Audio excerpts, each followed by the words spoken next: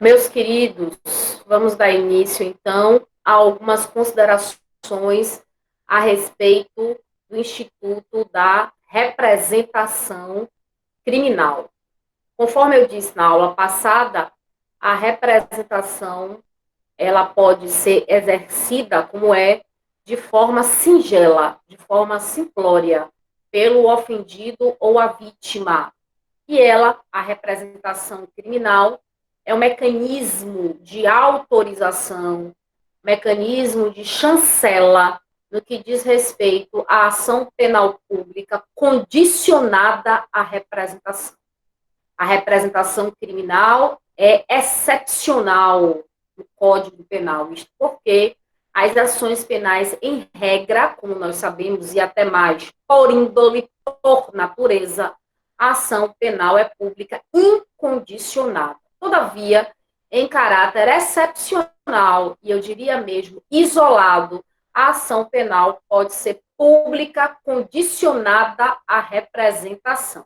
Por exemplo, o crime de ameaça, o crime de lesão corporal leve, a exceção da prática do crime de lesão corporal natureza leve, a hipótese em que o agente se prevalece de uma relação doméstica ou familiar. Nesta hipótese, a lesão leve será pública incondicionada. Mas, na generalidade dos casos, o crime de lesão leve ele está previsto no artigo 129 do Código Penal e é um crime contra a incolumidade física. Portanto, é um crime de ação penal pública condicionada à representação, assim como o delito de ameaça, que é um crime previsto no artigo 147 do Código Penal, delito contra a liberdade individual. Ora, nesse sentido, é que nós temos em mira que a representação, na verdade, consiste na delatio com T, delatio criminis postulatória, na delação criminal. Ou seja, a vítima faculta, confere ao Ministério Público a legitimidade ad causam, a legitimidade na propositura da ação penal pública condicionada à representação. Para tanto, a vítima possui um prazo penal, prazo de direito material, previsto na altura do parágrafo do artigo 100 do Código Penal, prazo penal material de 6 meses, que corresponde rigorosamente a um prazo de 180 dias. Trata-se de um prazo penal ou de direito material previsto no parágrafo do artigo 100, não do Código de Processo, mas do Código Penal. Nesse sentido, é que o legislador estabeleceu algumas possibilidades previstas no Código Penal de ação penal pública condicionada à representação criminal. Eu trago aqui, portanto, dois exemplos dignos de nota. O crime de ameaça, previsto no artigo 147 do Código Penal, bem como o crime de lesão corporal, previsto no artigo 129 do Código Penal. Também possuímos o delito de injúria racial. O crime de injúria racial, previsto no artigo 140 do Código Penal. Parágrafo 3º do artigo 140 do Código Penal, o delito de injúria racial. O crime de injúria racial, em conclusão, também é um crime de ação penal pública condicionada à representação. A representação pode ser realizada na delegacia, de forma oral, ao passo que a autoridade policial deve reduzir a termo, deve reduzir a escrito as declarações da vítima do crime. Se for feita por escrito, esta representação criminal pelo advogado, ela deverá ser feita em cartório judicial, a fim de impedir o escoamento, do prazo decadencial de 6 meses ou 180 dias. Prazo decadencial de 6 meses, lê-se, na verdade, 180 dias. Se redigido pelo advogado, que deve ser feito com todo o esmero de uma redação forense, o advogado deve ter o cuidado de protocolizar a representação criminal no cartório judicial, a fim de impedir o escoamento do prazo penal, do prazo de direito material, previsto no parágrafo do artigo 100 do Código Penal. Porém, nesta aula, eu já gostaria de principiar algumas explicações que giram em torno da resposta preliminar ou resposta à acusação. Observe. A denúncia ou a queixa, conforme já estudamos, constituem a inicial acusatória, a peça preambular, a peça que deflagra a ação penal. Esta inicial acusatória, dentro de um processo regular, ou seja, em uma boa perspectiva, em uma boa projeção, deve ser recebida pela autoridade judicial. O juiz receberá a denúncia ou a queixa, que são iniciais acusatórias, a depender se a ação penal é pública ou de iniciativa do ofendido, receberá e prolatará um despacho, que na verdade é o chamado despacho ordinatório, a fim de colocar em marcha o processo, a fim de dar encaminhamento à evolução, ao andamento dos atos processuais. Então, ao receber a denúncia ou a queixa, a depender da titularidade da ação penal, o artigo 396, repetindo, artigo 396 do CPP estabelece que, nos procedimentos, o juiz receberá a denúncia ou queixa e determinará, ordenará a citação do réu, a citação do acusado. A citação consiste no ato de comunicação processual. A citação é um ato de comunicação processual, a fim de convocar, a fim de chamar o réu para ver se processar criminalmente, a fim de chamar o réu para ver se processar criminalmente. É um ato basicamente jurisdicional, porque é integrante do conteúdo da jurisdição as possibilidades do ato nócio, é uma expressão em latim, nócio, vocatio, coercio e executio. Nócio, vocatio, coercio e executio, para resumir, porque tem alguns autores que acrescentam até o jurisdictio, nócio, vocatio, coercio, jurisdictio e executio. Vou repetir, são expressões em latim. Nócio, vocatio, coercio, jurisdictio e executio. Nócio, conhecer. Coercio, conduzir. Os mecanismos de condução do réu ao processo. Mas antes dessa condução, o juiz convoca, o juiz chama através da vocatio. Não é vacatio, é vocatio. Então, nócio, o ato de conhecimento do magistrado. A vocatio que é o ato de convocação do réu para ver se processar criminalmente. Depois, a coércio, a hipótese de um ato coercitivo, como a prisão. Jurisdictio é o ato por eminência do processo, simbolicamente representado pela decisão criminal.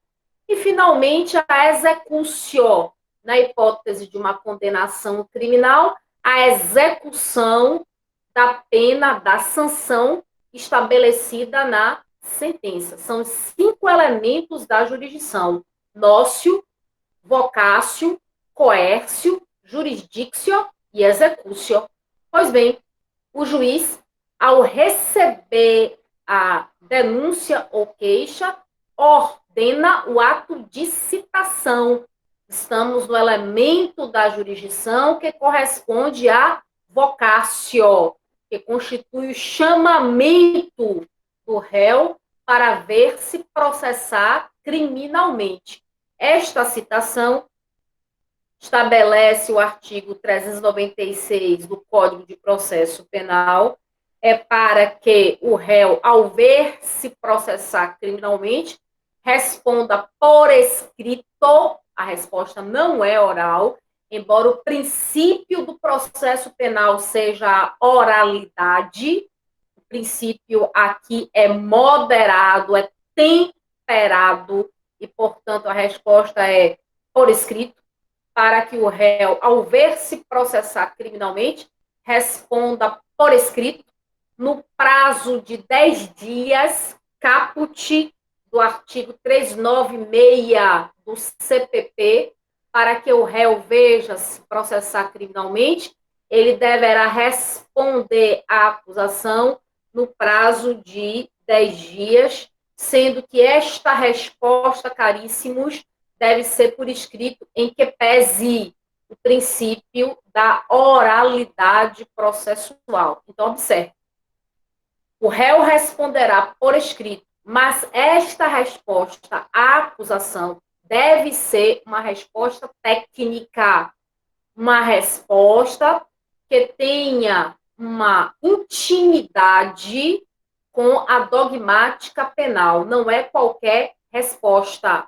Cuida-se de uma resposta técnica, de uma resposta dogmática. Portanto, esta resposta obedece ao princípio da isonomia processual. Princípio da isonomia processual. Isonomia processual é o princípio, pode ser assim denominado, princípio da paridade de armas. Princípio da paridade de armas. O princípio da paridade de armas é aquele que alça as partes ao mesmo patamar, o patamar que eu diria isonômico, não só do ponto de vista formal, mas, sobretudo, do ponto de vista processual. Não só do ponto de vista formal, mas, sobretudo, do ponto de vista processual. Nesse sentido, é que nós temos, portanto, a necessidade de observar a redação do artigo 396 do Código de Processo Penal, artigo 396 do Código de Processo Penal. Esta resposta, por ser técnica, por ter um apurado técnico, por possuir um arcabouço do ponto de vista dogmático, que deve se equiparar à inicial acusatória, que é a denúncia ou queixa, deve ser subscrita, deve ser patrocinada esta resposta técnica pelo advogado do réu. Advogado este que o réu deverá constituir contemporaneamente a resposta técnica. Então, hoje eu sou citada, amanhã principia a contagem do prazo processual e eu devo, portanto, antes que se escolha os 10 dias, contratar um advogado para que o advogado responda por escrito e de forma mais técnica possível a denúncia ou a queixa oferecida face a mim. Todos entenderam em que consiste a resposta preliminar ou resposta à acusação? Consiste, em primeiro, na introdução da fase probatória. É a primeira prova produzida durante o contraditório judicial, sem dúvida, é a resposta preliminar. É uma peça por si só que demonstra, ou há de demonstrar, as estratégias eleitas pelo causídico, as estratégias eleitas pelo advogado, para poder responder à acusação. Então, na verdade, o advogado deve sopesar as possibilidades de abrir inicialmente essa estratégia ou ser mais comedido nesta resposta, ser mais discreto nesta resposta, aprofundar ou ser apenas superficial nesta resposta. Então, o advogado deverá, nesse sentido, refletir para se posicionar estrategicamente. Ou ele abre, digamos assim, um leque e coloca as cartas à mesa para que a acusação veja desde já, ou ele é mais comedido, mais discreto, tem um comportamento mais equilibrado, porque ele não sabe o que efetivamente virá pela frente. Então, caríssimos, em resumo, nós vamos compreender o seguinte: quando o Ministério Público ou o ofendido, através do seu advogado, propõe a ação penal pública ou ação penal privada, através da denúncia ou através da queixa, o juiz, através de um despacho ordinatório, pode, inclusive, nesse momento, rejeitar a denúncia ou queixa, rejeição ilímina. Por que rejeição? Porque a denúncia ou queixa foi inepta, porque o juiz verificou a ausência das condições da ação penal, ou a ausência dos pressupostos processuais, ou ainda a hipótese de não haver justa causa para a ação penal. Tudo isso fará com que o juiz rejeite liminarmente ou ab início a denúncia ou queixa. Eu estou me reportando ao artigo 395 do Código de Processo Penal. Artigo 395 do Código de Processo Penal. O artigo 396 trabalha com a hipótese diametralmente oposta. Que hipótese é esta? Quando o juiz não rejeita a denúncia ou queixa. Ao contrário, a denúncia ou queixa estão aptas, há condições para a ação, há pressupostos processuais e há justa causa, isto é, o mínimo de lastro probatório. Justa causa é o mínimo de lastro probatório. Então, se o processo estiver nesta perspectiva, salutar, sadia, íntegra, é claro, o juiz não vai rejeitar. O juiz vai receber a denúncia ou queixa, determinando o seguinte despacho: recebo a denúncia, cite-se o acusado para responder por escrito no prazo de 10 dias. Nós já sabemos que essa resposta é técnica e ela é denominada de resposta preliminar ou resposta à acusação. Quando o ato do juiz recebe a denúncia, é a primeira prova produzida nesta fase inaugural, praticamente, dos atos probatórios. Então, a resposta preliminar, ela encerra a fase, eu diria, de proposta de denúncia ou queixa, a fase propositiva da denúncia ou queixa, e ela principia uma segunda fase, que é a fase probatória. Exatamente porque a defesa terá uma grande oportunidade na resposta preliminar. Que oportunidade é essa? Ora, o nosso Código de Processo Penal passou por uma transformação em 2008. Antes de 2008, a resposta preliminar era denominada de defesa prévia. A defesa prévia era uma defesa muito, eu diria, em sua feição, em sua compleição, uma defesa muito rasa, uma defesa muito superficial. E a maioria dos advogados aproveitava a defesa prévia somente para nomear testemunhas, reservando a substância, o conteúdo da defesa para atos posteriores. Então, a defesa prévia praticamente só existia para nomeação de testemunhas. Isto até 2008.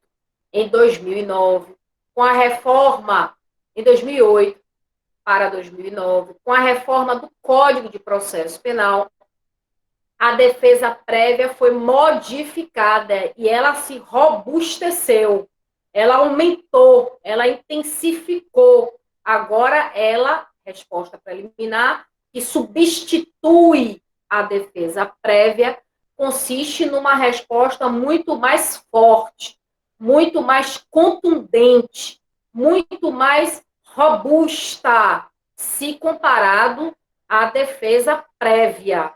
Isto porque, a depender da minha resposta preliminar, eu posso até mesmo, defesa, posso até mesmo fulminar o processo penal, fulminar a ação penal.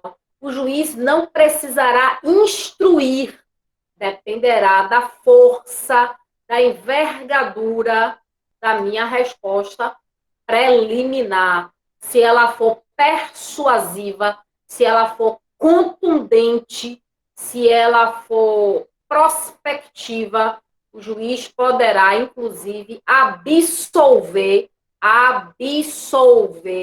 sumariamente o acusado.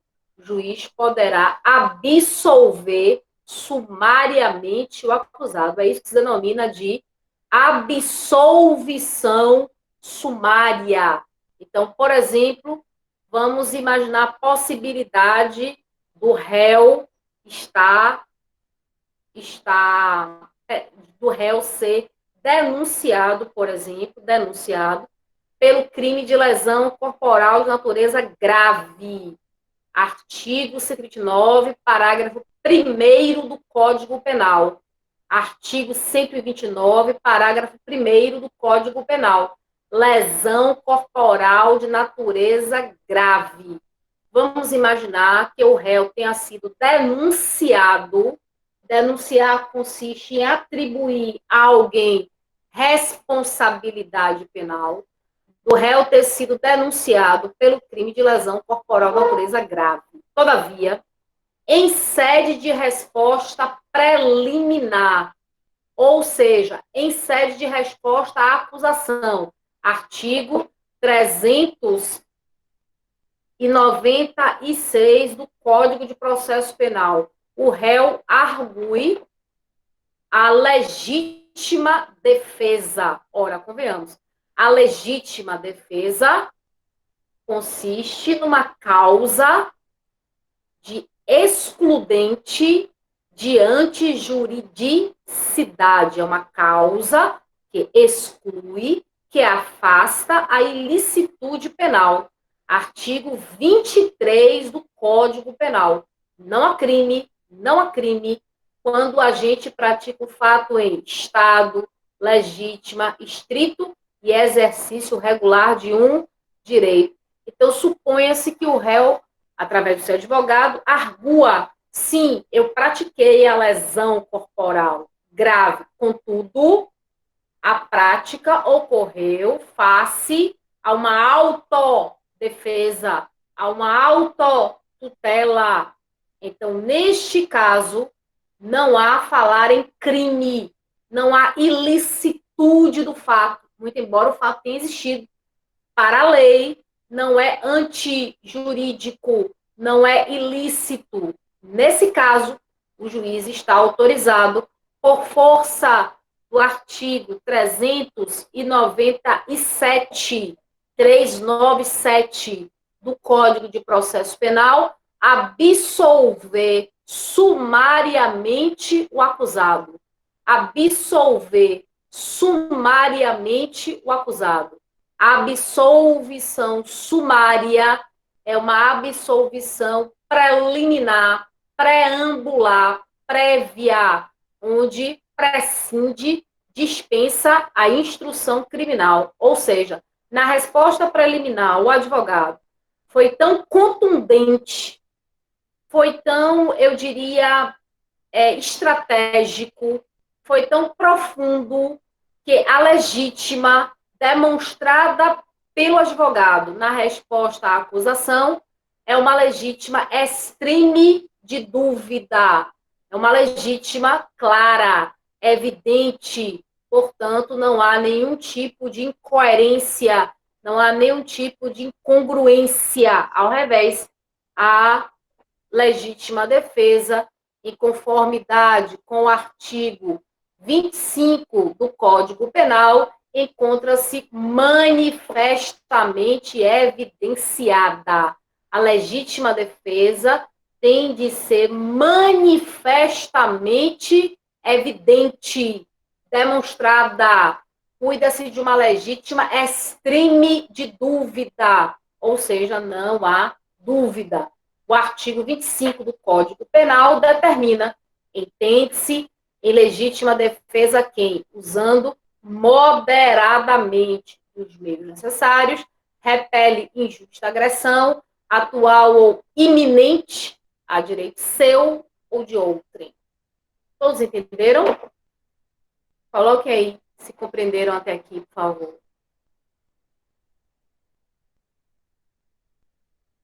Bom, então, eu fico muito feliz por vocês terem entendido. Na próxima aula, nós vamos aprofundar a legítima defesa, perdão, a resposta preliminar, porque eu não terminei ainda, mas na próxima nós vamos aprofundar. E eu gostaria de avisar vocês o seguinte: eu estou preenchendo a caderneta eletrônica. Eu tenho visto que algumas pessoas não têm frequentado a aula. Quando eu ensinava presencial, eu podia, né? Muitas vezes relevar, etc e tal. Mas aqui na caderneta eletrônica, realmente vai ficar mais difícil fazer isso, ou quase impossível. Então, vocês, alguns já estão com falta, eu não vou poder tirar as faltas no momento, né? Não vou poder, porque é a caderneta eletrônica. Então, assim, eu oriento que vocês sempre frequentem as aulas. A maioria, eu estou dizendo, a regra está dentro de casa. Então, eu acredito que todos possam, né? Porque antes existia trabalho, etc e tal. Mas as pessoas, de um modo geral, estão fazendo home office, principalmente quem tem acima de 60 anos. Então, por favor, participem da aula. Não há motivo hoje relevante para faltar aula, não é verdade? Então, eu gostaria que vocês colocassem presença, porque através dessa presença que vocês vão colocar aí no final da aula, é que eu vou registrar a presença de vocês na caderneta eletrônica, tá bem? Então, sempre fazendo o possível para não faltar aula e qualquer dúvida, eu estou à disposição, embora acredito eu que já tenha dirimido todas as dúvidas. Então, vocês podem colocar aí presente e o nome de vocês para que eu possa registrar a aula ministrada. Certo assim? Tá bem? Então tá, gente. Então, eu vou ter aula às 18h15 e, enfim, estou à disposição de vocês. Alguma pergunta? Tá tudo bem?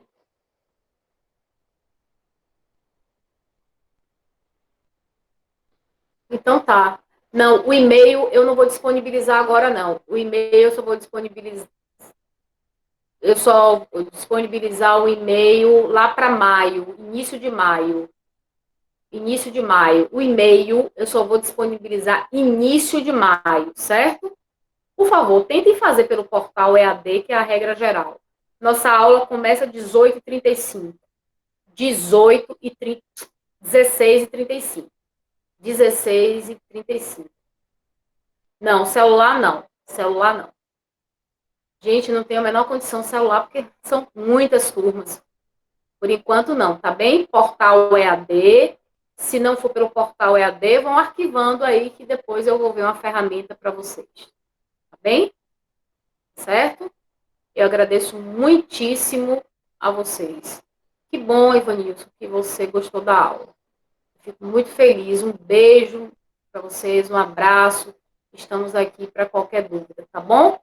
Um grande abraço. Vou tomar um cafezinho agora para reanimar. Um beijo, Flávio. Tchauzinho. Tchauzinho. Ah, Amanda, beijo. Também. Saudade de todos vocês. Muitas saudades. Vocês tornam isso tudo possível. Beijo, Jane. Um beijo. Tchauzinho. Tchau, Josemi.